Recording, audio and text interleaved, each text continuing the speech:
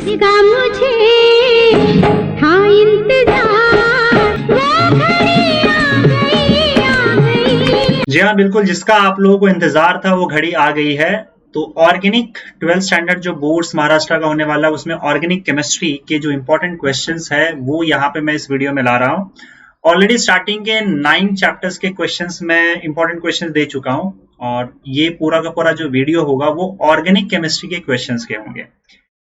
तो चलो स्टार्ट करते हैं और आपका 10th चैप्टर जो है हेलोजन डेरिवेटिव, इसके क्वेश्चंस पर थोड़ा नजर डाल लेते हैं जो इंपॉर्टेंट क्वेश्चंस आपके बोर्ड्स के लिए हो सकता है। लेट्स स्टार्ट से 1 मार्क्स का क्वेश्चन अगर देखा जाए तो डिफाइन असिमेट्रिक को ही कायरल बोलते हैं। So define asymmetric chiral carbon atom. Then you have, देखो आपको आयुपैक नेम पूछा जा सकता है लेकिन अब इसमें आप नहीं गेस कर सकते हो कि आयुपैक नेम किस चीज का पूछा जाएगा। मैंने बस एग्जांपल के लिए लिखा हुआ है आइसोब्यूटाइल ब्रोमाइड, टर्ड ब्यूटाइल ब्रोमाइड, ऐसा कोई कंपाउंड आपको देगा और आयुपैक नेम बोलेगा बताने के लिए। तो आयुपैक नेम जो है आपको पता होना चाहिए, कैसे निकालते हैं, कैसे लिखते हैं। Then define racemic mixture, what is optical activity, define enantiomers, what is Grignard reagent, write reaction of sulfonation of chlorobenzene, या फिर इस क्वेश्चन को ऐसे भी पूछ सकते हैं what is action of fuming H2SO4 on chlorobenzene। दोनों का आंसर सेम होगा। ये हो गए 1 मार्क के क्वेश्चन। 2 मार्क्स के क्वेश्चन पे आते हैं। एक सेकेंड आप write a note on Wurtz reaction, distinguish between SN1 and SN2 mechanism, how is chlorobenzene prepared from aniline and how is chlorobenzene converted to diphenyl। ये question, how is propene converted into 1 bromopropane and 2 bromopropane, ये भी question है। और ये देखो यहाँ पे कुछ रिएक्शंस है, इस रिएक्शंस पर बेस्ड आपको क्वेश्चन पूछे जा सकते हैं। अब देखो मैंने यहाँ पे जनरल रिएक्शन लिखा हुआ है। R का मतलब आपको पता है अल्काइल होता है, X का मतलब होता है हैलाइड या फिर हैलोजेंस। तो ये यहाँ पे जैसे आपको ये जनरल रिएक्शन पता है RX plus NaOH gives ROH plus NaX, तब वहां पे R और X की जगह पे वो कुछ भी डाल सकते हैं, या तो NaOH बोलेंगे एक्विस NaOH, नहीं तो एक्विस KOH बोलेंगे। ये रिएक्शन अगर आप याद रखते हो तो देखो R की जगह पे वो पूछ सकते हैं, R तो फिक्स होता है सॉरी R अल्काइल ग्रुप होता है, तो हो सकता है वो CH3 का बोले या फिर C2H5 का बोले। अगर CH3 इसका मतलब ये आपका मिथाइल होगा, C2H5 मतलब इथाइल होगा। तो अगर RX की बात हो रही है और X क्या है, इसके अंदर हेलोजन है, तो X आपका हो सकता है क्लोरीन, ब्रोमीन। तो क्वेश्चन ऐसा पूछ सकते हैं कि अगर हमने मिथाइल क्लोराइड को NaOH के साथ रिएक्ट किया तो क्या प्रोडक्ट मिलेगा, या फिर ऐसा हो सकता है इथाइल ब्रोमाइड को या इथाइल आयोडाइड को, मतलब X की जगह पे इनमें से कुछ भी हो सकता है, कोई भी हेलोजन हो सकता है, R की जगह पे कोई भी आपका अल्काइल ग्रुप हो सकता है। तो ऐसे वो कंपाउंड चेंज कर सकते हैं और बाद में फिर आपको प्रोडक्ट पूछ सकता है। तो आपको एक्चुअली ये जनरल रिएक्शन से फिर आपको एक जनरल रिएक्शन याद रखना है और जनरल रिएक्शन का मीनिंग भी पता होना चाहिए। इनकेस अगर कॉम्प्लिकेटेड हो रहा है तो आप स्किप कर सकते हो, क्योंकि इसके लिए आपको थोड़ा सा आपका कॉन्सेप्ट क्लियर होना जरूरी है। तो ये जनरल रिएक्शन से इसमें से कोई रिएक्शन पूछा जा सकता है इस चैप्टर से। आगे बढ़ते हैं नेक्स्ट क्वेश्चन की तरफ।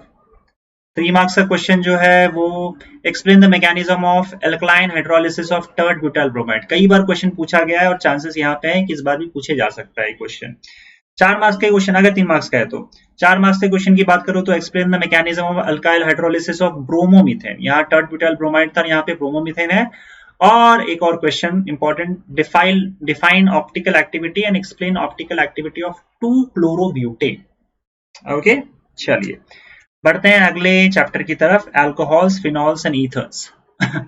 चलिए 1 मार्क्स का क्वेश्चन, स्ट्रक्चर्स ड्रॉ करने के लिए बोला जा सकता है। अगेन मैं एग्जांपल दे रहा हूं, स्ट्रक्चर वो कुछ भी पूछ सकते हैं किसी भी कंपाउंड का, जैसे 2 मिथाइल प्रोपेनोल, 3 मिथाइल ब्यूटेन 2ऑल, ऐसे कोई भी एक कंपाउंड आपको मिलेगा जिसका आपको स्ट्रक्चर बनाना होगा। पर गारंटी नहीं है कि, ये मैंने बस एग्जांपल के लिए दिया है, कोई गारंटी नहीं है कि यही कंपाउंड पूछेगा, वो कुछ भी पूछ सकते हैं।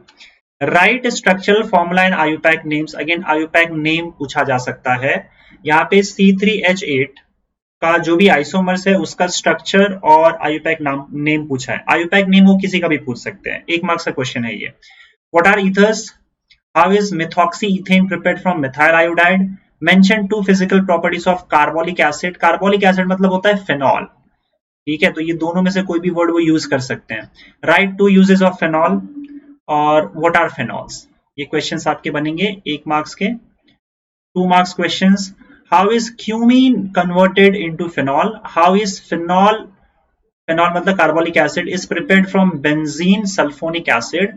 Then how is phenol prepared from aniline chlorobenzene? ये phenol के preparation का questions है। Then you have boiling point of alcohols are much higher than those of the corresponding alkanes. ये आपका reason बताना है आपको। Then how ethanol is prepared from methanol? methanol मतलब formaldehyde, तो कई बार वो वर्ड फॉर्मेल्डिहाइड यूज करते हैं, कई बार मिथेनॉल यूज करते हैं। तो एक्चुअली इसमें थोड़ा सा कंफ्यूजन होता है, क्योंकि वो कई बार तो आप रटने में जाओगे तो थोड़ा प्रॉब्लम हो जाता है, क्योंकि वो कई बार कॉमन नेम यूज करते हैं कंपाउंड्स के, तो कई बार वो आयुपैक नेम यूज कर लेते हैं। मान लो आप कॉमन नेम पढ़ के गए, आपको आयुपैक नेम पता ही नहीं है, और जो एग्जाम में उसका आयुपैक नेम से उसने रिएक्शन पूछ दिया, तो वहां पे कंफ्यूजन हो जाता है। तो आपको आंसर पता होते हुए भी आप आंसर नहीं दे पाते हो, because you do not know the IUPAC names और common names of certain things, तो ये थोड़ी प्रॉब्लम होती है। तो how ethanol is prepared from methanol मतलब फॉर्मेल्डिहाइड यूजिंग ग्रिग्नार्ड रिएजेंट, ये क्वेश्चन है। How phenol is prepared from aniline and chlorobenzene, I think ये क्वेश्चन मैंने यहाँ पे लिख रखा है, क्वेश्चन नंबर 3, यही वाला सेम रिपीट कर दिया है मैंने, सेम क्वेश्चन है। Why ethanol has higher boiling point than ethane? देखो ये वाला क्वेश्चन जो है, और आई थिंक यहाँ पे 4th वाला क्वेश्चन ये सेम है। वहां पर उन्होंने क्या बोला है कि अल्कोहल्स का बॉइलिंग पॉइंट जो है वो एल्केन से ज्यादा क्यों होता है ना। अल्कोहल का बॉइलिंग पॉइंट एल्केन से ज्यादा क्यों होता है, और यहाँ पे देखो क्वेश्चन कैसे लोग बदल रहे हैं, वो ये बोल रहे हैं कि इथेनॉल का बॉइलिंग पॉइंट इथेन से ज्यादा क्यों होता है। क्वेश्चन सेम है, इन्होंने बस क्या कर दिया है, अल्कोहल का एक एग्जांपल यहाँ पे डाल दिया है, और यहाँ पे भी इन्होंने एल्केन का एग्जांपल डाल दिया इथेन। तो ये भी बोल सकते हैं कि जो आपका मिथेनॉल है, या फिर वो हो सकता है ब्यूटेनॉल है, ब्यूटेनॉल का ब्यूटेन से ज्यादा क्यों होता है। तो यहाँ पे कोई भी एक वो एल्केन दे देंगे, सॉरी अल्कोहल दे देंगे, और यहाँ पे कोई भी एल्केन दे देंगे, आंसर वही रहेगा जो आंसर आपका क्वेश्चन नंबर 4 का है। तो इतना आपको दिमाग यहाँ पे लगाना पड़ेगा। What is the action of zinc dust on phenol, ये भी अगेन इंपॉर्टेंट क्वेश्चन है, ये 1 मार्क का ही क्वेश्चन होगा अगर एक ही रिएक्शन आपको लिखना है तो। 3 और 4 मार्क्स के क्वेश्चन देखे जाए तो explain the mechanism of action of hydro iodic acid on 3 methyl butane 2 all. अब यहाँ पे देखो अगेन ये HI का रिएक्शन पूछा है इस कंपाउंड पे, 3 मिथाइल ब्यूटेन 2 ऑल। ये क्या कर सकते हैं, HI की जगह पे HBr भी डाल सकते हैं। तो ये जनरल रिएक्शन आपको ध्यान में रखना है। देखो ये ईथर में HX ऐड किया तो आपको ये अल्काइल हैलाइड मिल जाएगा, और उसके बाद फिर आपको अल्कोहल मिलेगा। तो ये मेन रिएक्शन है आपका कि अल्कोहल पे आपका HX का क्या असर पड़ता है, RX मिलता है और H2O मिलता है।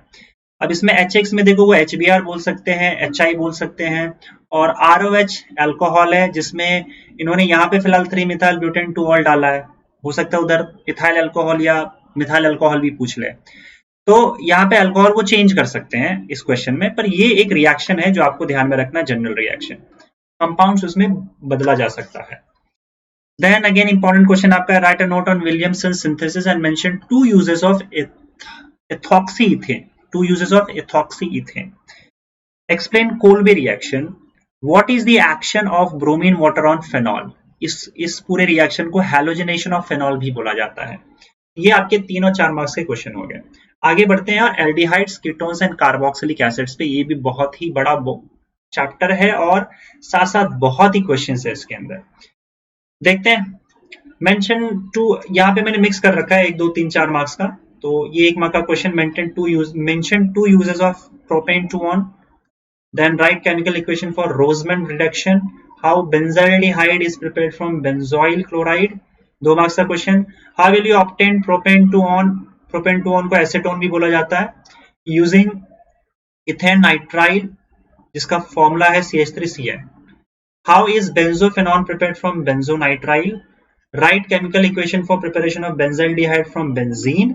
और इस रिएक्शन को ऐसे ना लिखकर वो बोलेंगे कि Gattermann Koch formulation of arene, इसका आप रिएक्शन लिख दो। तो एक्चुअली दोनों का आंसर सेम होगा। वो ये तो ऐसे भी पूछ सकते हैं, तो यहाँ पे इस तरीके से भी पूछ सकते हैं।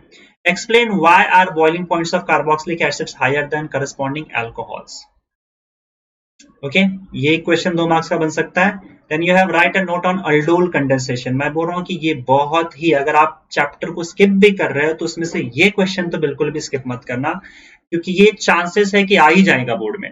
अल्डोल कंडेंसेशन और right a note on Cannizzaro reaction, ये दो बहुत ही इंपॉर्टेंट क्वेश्चन है इस चैप्टर में से। अल्डोल कंडेंसेशन लगभग हर बोर्ड के एग्जाम में पूछा गया है।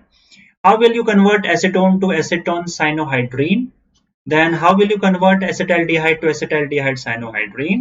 What is the action of sodium bisulfate on acetaldehyde? Write a note on self-oxidation reduction reaction of aldehyde with suitable examples.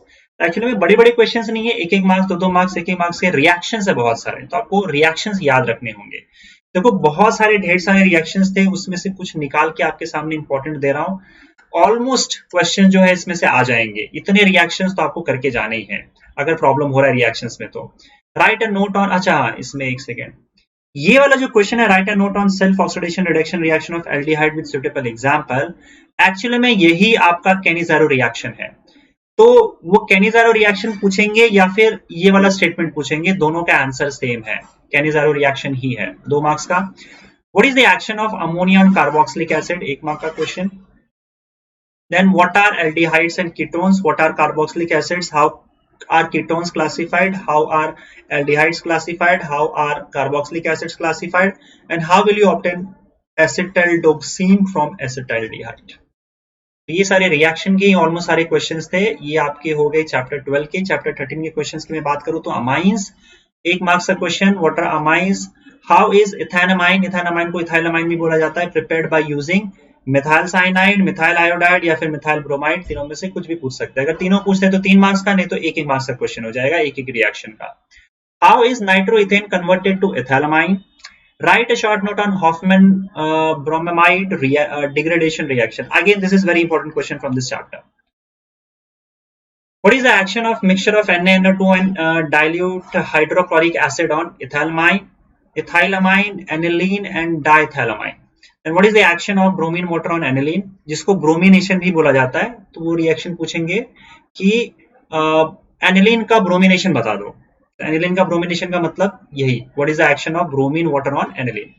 What is the action of hot and concentrated sulphuric acid on aniline, और इसको sulphonation of aniline भी बोला जाता है।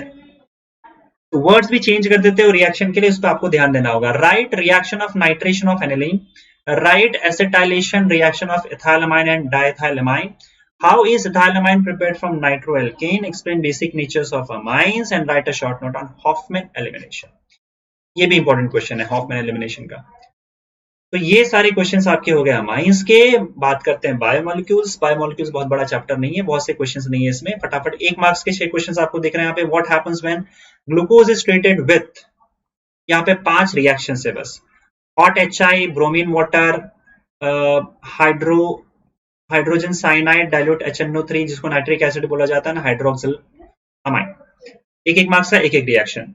Define carbohydrates, explain the term proteins, what are monosaccharides and what are nucleic acids, define enzymes, और how is peptide bond या फिर उसको पेप्टाइड लिंकेज बोलते हैं फॉर्म्ड। 1 मार्क्स के क्वेश्चंस हो गए। 2 मार्क्स के क्वेश्चंस की हम बात करें तो what are reducing and non reducing sugar, how is glucose prepared from starch, define optical activity, how many optical isomers are possible for glucose, then how are proteins classified on the basis of molecular shape, explain denaturation of proteins, and how is glucose prepared from sucrose, what are amino acids, ये again 1 mark का question हो जाएगा। तो ये सारे 2 marks के question, बस इतने क्वेश्चन है इसके बायोमोलिक्यूल्स के। Finally introduction to polymer chemistry, इसमें भी ज्यादा क्वेश्चन नहीं है, मैंने इसमें मिक्स 1 मार्क्स 2 मार्क्स 3 मार्क्स का कर दिया। 1 मार्क्स में व्हाट इज वल्कनाइजेशन या फिर वल्कनाइजेशन ऑफ रबर ऐसा बोलेंगे, आपको वल्कनाइजेशन वर्ड एक्सप्लेन करना है। Write chemical reactions to prepare the following polymers, Teflon, nylon 6। Write names and chemical formula of monomers used in preparing buna S, 2 marks का question. How is nylon 6 prepared, 2 marks का question. Write the preparation uses of Terylene, ये मैंने safer side के लिए डाला है, एक बार पढ़ लेना, 2 यूजेस ही तो पढ़ना है। Explain the preparation and uses of nylon 2, nylon 6, ये 3 मार्क्स का question. What are biodegradable polymers and non-biodegradable polymers? Write one example of each. Again 3 marks का क्वेश्चन, बस इसमें से ज्यादा नहीं है. देन ग्रीन केमिस्ट्री और नैनो केमिस्ट्री में अंदाजा लगाना थोड़ा मुश्किल है क्योंकि ये चैप्टर जो है वो नया है और पिछले सिलेबस में नहीं था, पर मैंने कुछ क्वेश्चंस इसमें डाले. उसमें ज्यादा टाइम पास मुझे लगता है इस चैप्टर पे करने की जरूरत नहीं है क्योंकि बहुत ज्यादा क्वेश्चंस मुझे नहीं लगता कि इसमें से पूछे जाएंगे. तो आप छोटी मोटी चीजें यहाँ पे पढ़ लेना, जैसे कि what are the principles of green chemistry. इसमें मुझे लगता है कि 12 प्रिंसिपल्स कुछ हैं, आप एक बार चेक कर लेना टेक्स्ट बुक. उसमें से 6-7 प्रिंसिपल्स आप पढ़ लेना, सिर्फ हेडिंग पढ़ लेना. मुझे नहीं लगता है कि इसमें आपको एक्सप्लेनेशन में घुसने की जरूरत है. बस वो 12 पॉइंट्स है, उसमें से 6-7 पॉइंट्स आप पढ़ लोगे तो मुझे लगता है काफी होना चाहिए इसके लिए. बाद में इन सबके डेफिनेशंस आप पढ़ लेना, एक मार्क्स का आ जाएगा. Nano science, nano technology, nano material, nano chemistry. Write 2 applications of nanomaterials, write 2 advantages of nanomaterials and nanotechnology, and write 2 advantages of nanoparticles and nanotechnology. ये मुझे लगता है कि इंपॉर्टेंट क्वेश्चंस इसमें हो सकते हैं. सो ये रहा आपका इंपॉर्टेंट क्वेश्चंस पूरे के पूरे ऑर्गेनिक केमिस्ट्री का for 12th standard students of Maharashtra board जिनका एग्जाम मार्च में आ रहा है. बाकी ऑलरेडी जो क्वेश्चंस है मैं ऑलरेडी दे चुका हूं पिछले 2 वीडियोस में, केमिस्ट्री के और फिजिक्स के भी. Okay, so all the best for your exams. Thank you.